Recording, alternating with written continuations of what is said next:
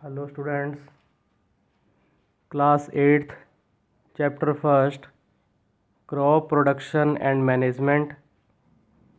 इससे पहले मैंने इसके 3 पार्ट अपलोड कर दिए हैं।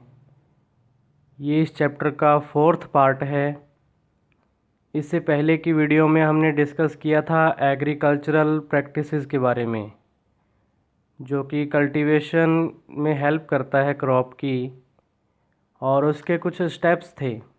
फर्स्ट जिसमें हमने रीड किया था प्रिपरेशन ऑफ सॉयल, सेकंड था सॉइंग ऑफ सीड्स, थर्ड उसमें था adding manure and fertilizers, fourth था इरिगेशन, फिफ्थ उसमें था protecting from weeds, sixth harvesting and seventh is storage.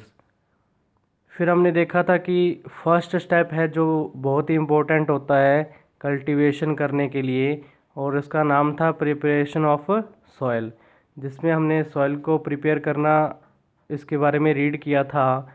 और प्रिपेयर करना इसलिए ज़रूरी होता है क्योंकि जो प्लांट्स की रूट होती हैं वो डेप्थ में जाना चाहते हैं, क्योंकि उनको रेस्पिरेशन करना होता है, ब्रीथ करना होता है। तो उसके लिए क्या करते हैं, हम इस सॉइल को टर्न ओवर भी करते हैं, इसको लूज़ करते हैं, और इसी प्रोसेस को हमने बोला था प्लॉइंग, या इसी को हम टिलिंग भी बोलते हैं। इससे क्या होता है कि जो ह्यूमस है, अपर सरफेस जो होती है सॉइल की, जिसको हमने ह्यूमस कहा था, उसके अंदर जो न्यूट्रिएंट्स है वो प्रोवाइड होते हैं प्लांट्स को। ठीक है, तो अब ये फिर हमने बात की थी कि इस सॉइल को लूज़ करने के लिए जो हमारे पास टूल्स होते हैं वो मेनली 3 हमने पॉइंट्स लिखे थे, जिसमें नाम आया था प्लो, सेकंड था होय, एंड थर्ड इज़ कल्टीवेटर। अब ये क्या होते हैं, इनका क्या यूज़ है, शेप कैसी होती है इनकी, इसके बारे में आज की वीडियो में हम डिस्कस करेंगे। तो फर्स्ट हम देखें तो इसमें लिखा हुआ है प्लो।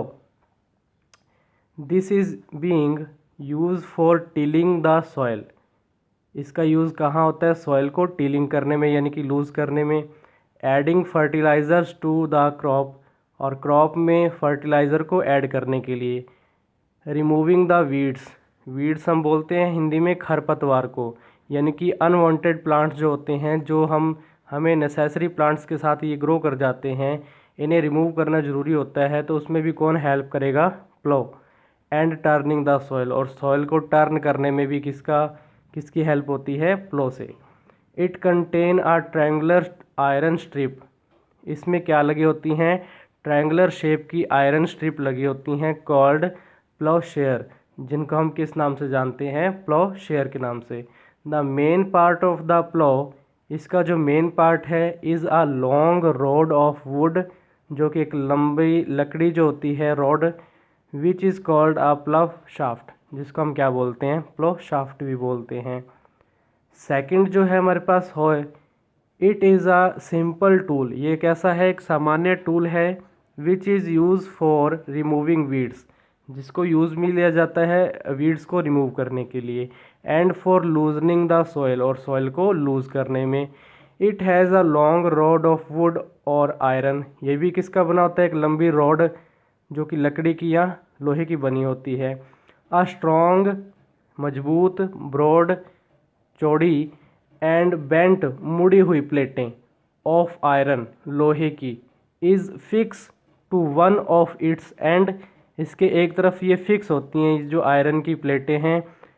And work like a blade, और ये कैसे फंक्शन करती हैं, कैसे इनका वर्क होता है, ब्लेड के जैसे।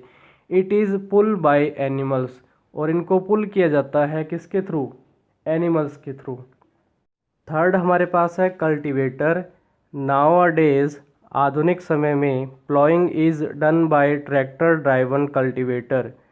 प्लॉइंग जो है इसको पूरा किया जाता है, इस प्रोसेस को किसके थ्रू, ट्रैक्टर ड्राइवन कल्टीवेटर, यानी कि ट्रैक्टर के साथ ही कल्टीवेटर अटैच होता है। द यूज़ ऑफ कल्टीवेटर, इसका क्या यूज़ है, सेव लेबर एंड टाइम, एक तो ये समय की बचत करता है, और इसमें कम लोगों की आवश्यकता पड़ती है, या फार्मर इसमें अधिक इसके अंदर ज़रूरत नहीं पड़ती। तो इसका कल्टीवेटर का आज के टाइम में हम यूज़ में इसको लेते हैं। इसके बाद हमारा सेकंड पॉइंट होगा सॉइंग ऑफ सीड्स, उसको हम डिस्कस करेंगे। सेकंड पॉइंट है हमारे पास सोइंग ऑफ सीड्स। सोइंग मतलब मिट्टी के अंदर बीजों को डालना, ठीक है। ये सेकंड पॉइंट है हमारा। Sowing is an important part of crop production. ये भी एक इम्पोर्टेंट पार्ट है किसका, क्रॉप प्रोडक्शन का। इसमें हमें क्या करना होता है कि जो हम पढ़ते हैं सिलेक्शन ऑफ सीड्स, हमें सीड्स को सॉइल के अंदर सो करने से पहले क्या करना होगा, उनका हमें क्लासिफिकेशन करना पड़ता है, कौन से यूज़फुल है, कौन से हेल्दी हैं और कौन से डैमेज या जिसको हम अनहेल्दी भी कह सकते हैं। तो ये 2 टाइप्स के होते हैं, एक तो होते हैं हैवी सीड्स और एक होते हैं लाइटर सीड्स। हैवी सीड्स क्या होते हैं और लाइटर सीड्स क्या होते हैं, इनको हम एक एग्जांपल के थ्रू यहाँ पे देख सकते हैं और इसको हम प्रैक्टिकली भी करके देख सकते हैं। हमारे पास ये क्या है, कुछ सीड्स हैं और ये 2 हमने कंटेनर लिए जो पानी से भरे हुए हैं। फर्स्ट कंटेनर में हमने कुछ सीड्स डाले और सेकंड में भी कुछ सीड्स को हमने इसके अंदर डाल दिया। क्या हुआ कि फर्स्ट कंटेनर आप देख रहे हैं कि इसके अंदर ये जो सीड्स हैं वो सारे नीचे चले गए बॉटम में। तो इन ऐसे सीड्स को हम क्या बोलते हैं, हैवी सीड्स। और ये जो हैवी सीड्स होते हैं ये कैसे होते हैं, हेल्दी होते हैं। लेकिन आप सेकंड कंटेनर में देख रहे होंगे कि जो सीड्स हैं वो कहाँ है, बिल्कुल टॉप लेयर पे हैं। और ये कैसे होते हैं, लाइटर सीड्स होते हैं, इनकी हल्के होते हैं। और इन रीज़न क्या है कि ये अंदर से क्या होते हैं, खोखले, जिसको अपने होलो भी बोलते हैं। तो ऐसे जो सीड्स हैं ये क्या होते हैं, अनहेल्दी, या इनको हम डैमेज भी बोलते हैं। तो हम जानते हैं फिर इनमें से हमारे लिए जो यूज़फुल होंगे वो कौन से होंगे, हैवी सीड्स, या जिनको हम हेल्दी सीड्स भी कहते हैं। देखिए यहाँ पे इसको रीड करेंगे, heavy seeds, the seeds which does not float on water, ये वाटर के ऊपर फ्लोट नहीं कर रहे, in container, are called heavy seeds. Heavier seeds are healthy seeds. Heavier seeds को हम क्या बोलेंगे, हेल्दी सीड्स भी बोल देंगे। सेकंड हमारा है lighter seeds, the seeds which float on water in container are called lighter seeds. लेकिन जो फ्लोट करते हैं वाटर की सरफेस पे उसको हम क्या बोलेंगे, lighter seeds. They get damage, ये कैसे हो जाते हैं, डैमेज हो जाते हैं। And the damage seeds are unhealthy, और ये कैसे होते हैं, अनहेल्दी भी होते हैं। दे बिकम हॉलो, यानी कि अंदर से इनमें कुछ भी नहीं होता। एंड लाइट इन वेट, और ये वेट में कैसे होते हैं, वज़न में कैसे होते हैं, लाइट वेट होते हैं। ये हमारा सेकंड पॉइंट था जिसके अंदर हमें शो करना होता है सीड्स को। तो उसके अंदर ये जो हमें सीड्स का क्या करना होता है, सिलेक्शन भी करना होता है। नेक्स्ट हम बात करेंगे इसके अंदर सीड्स का सिलेक्शन करने के बाद अब इसको शो करना होता है इन सीड्स को। तो उसके लिए भी हमारे पास कुछ टूल्स होते हैं। तो हेडिंग है इसमें tools for sowing seeds.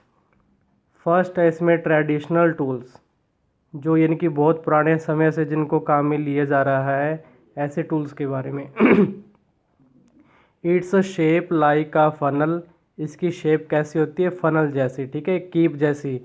The seed are fill into the funnel, और जो सीड्स हैं इनको फिल कर लिया जाता है, भर लिया जाता है इस फनल के अंदर।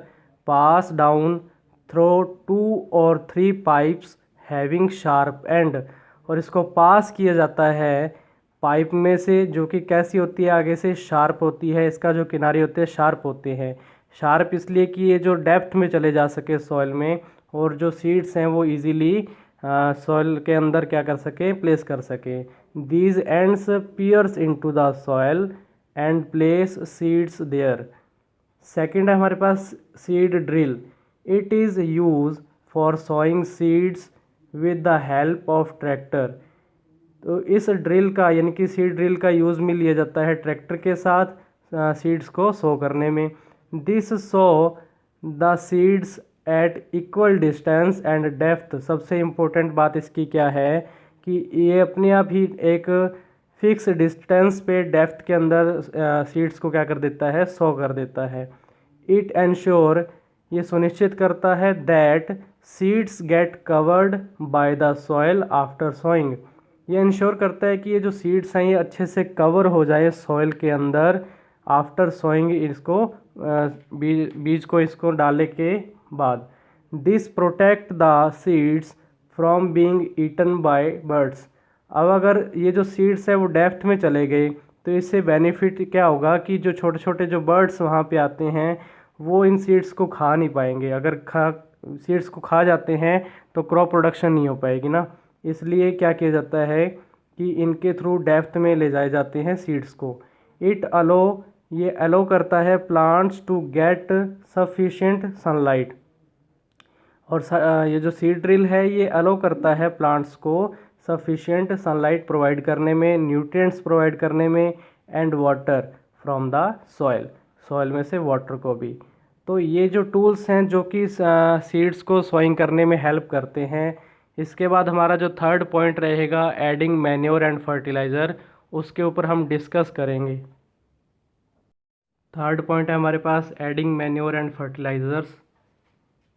इनमें हम पहले डिफरेंस देखते हैं। फर्स्ट इधर मैन्योर है और ये फर्टिलाइज़र्स। मैन्योर है, it is a natural substance. ये कैसा होता है? प्राकृतिक होता है। Obtain by the decomposition of cattle Dang and plants residue. ये कैसे ऑब्टेन किया जाता है? Decomposition of cattle Dang, cattle का जो डंग है उसको डिकम्पोज करके इसको ऑब्टेन किया जा सकता है। एंड प्लांट्स रेडिज्यू, जो इसके अंदर हमारे पास प्लांट्स का जो बचा खुचा जो सारा डेड प्लांट्स भी हम कह सकते हैं, उसके थ्रू भी किसकी फॉर्मेशन हो सकती है? मैन्योर की। फर्टिलाइज़र्स की बात करें, it is a man made inorganic salt. ये कैसा होता है? मैन मेड होता है। और नेचर में कैसा? इनऑर्गेनिक। प्लांट्स और या हम कैटल डंग की बात करें, ये कैसे नेचर के होते हैं? ऑर्गेनिक नेचर के होते हैं। नेक्स्ट मैन्योर में बात करें, manure prepare in the field. Manure को प्रिपेयर किया जा सकता है कहाँ? इन द फील्ड, यानी कि हम खेत में कह सकते हैं इसको प्रिपेयर किया जा सकता है ज़्यादा क्वांटिटी में कलेक्ट करके प्लांट्स, जो डेड प्लांट्स हैं उनको, और काऊ डंग को, है ना, या कैटल डंग जिसको हम कह रहे हैं। इधर फर्टिलाइज़र्स में बात करें, इट प्रिपेयर इन फैक्ट्रीज। लेकिन फर्टिलाइज़र्स जो है मैन मेड है, इसलिए इनको कहाँ प्रिपेयर किया जाता है? फैक्ट्रीज़ के अंदर। Manure provide humus to the soil. Manure जो है वो प्रोवाइड करवाता है ह्यूमस, किसको? सॉइल को। लेकिन fertilizers does not provide humus. लेकिन फर्टिलाइज़र जो होते हैं वो ह्यूमस प्रोवाइड नहीं करवा पाते क्रॉप्स को, है ना। और less rich in plant nutrients. Manure जो होते हैं इनके अंदर न्यूट्रिएंट्स की क्या होती है? डेफिशिएंसी होती है, ये लेस रिच होते हैं। लेकिन इनकी बात करें हम फर्टिलाइज़र्स की, तो ये rich in plant nutrients like nitrogen, phosphorus and potassium. ये जो 3 सब्सटेंस हैं ये इम्पोर्टेंट होते हैं क्रॉप प्रोडक्शन में। तो ये रिच क्वांटिटी रखते हैं, यानी कि ये जो क्वांटिटी है किन में प्रेजेंट होती है? फर्टिलाइज़र्स में, लेकिन मैन्योर में ये प्रेजेंट नहीं होती। तो ये मेन डिफरेंस है मैन्योर और फर्टिलाइज़र्स में। और इनके अंदर क्या हमें डिस्कस करनी है, कैसे इनको ऐड किया जाता है, कैसे रोटेशन की जाती है, वो हम नेक्स्ट सेशन में देखेंगे। आज की वीडियो में अगर आपको कोई डाउट हो तो आप कमेंट बॉक्स में जाके डिस्कस हमें कर सकते हैं। कोई भी आपका क्वेश्चन है वो वहाँ आप टाइप कर सकते हैं, सॉल्यूशन किया जाएगा आपके डाउट का। Thank you.